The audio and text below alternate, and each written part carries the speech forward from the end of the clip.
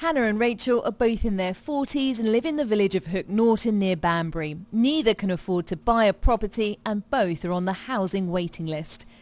Hannah works in the butcher's shop and rents privately.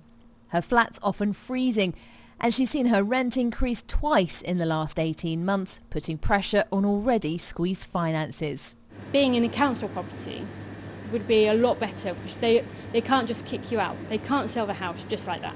Whereas the current tenants, owners can. They can just say, well, I've changed my mind, we want to put the house on the market. I've got no security as to what they're going to do.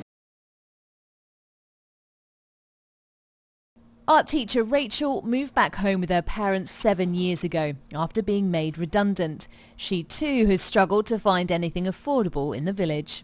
I did check every few months what was happening on Rightmove. There is nowhere that's within my price range, and actually rented houses in this village don't come up that often. A one-bed flat in the area costs around £800 to £1,000 a month. The community wanted more affordable homes that are sustainable too. They were able to buy a piece of land from Cherwell District Council, and with the help of TV presenter and designer Charlie Luxton, they set about designing 12 low-carbon homes. This project is innovative because it really involves the community right from the outset. So it's housing for people, by the people. So everyone in Hook Norton has been involved in creating the Community Land Trust, being involved in the design process and being right involved in running and helping to finance the construction of this project. On top of that, it's very low embodied carbon in construction, so building it uses much less CO2 than a standard house. And when you live in it, it has a very low carbon emissions associated with good quality of living.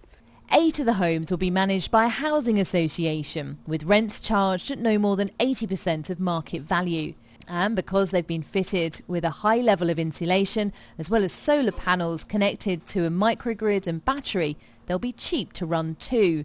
Well, first of all, they're manufactured off-site. We make them in our factory at Bicester, and then they're insulated with natural materials. They're insulated with lime and hemp and wood fibre insulation, very high levels of insulation, very fast to build, and all of that natural insulation locks up carbon, so we actually can lock up more carbon in the structure of the building than we emit.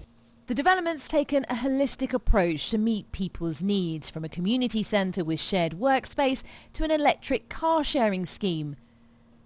The first 4 homes have been completed, with the first tenants expected to move in later this month. It's incredible. It's it's clean, it's warm. I'd be very happy to live in one of these accommodations.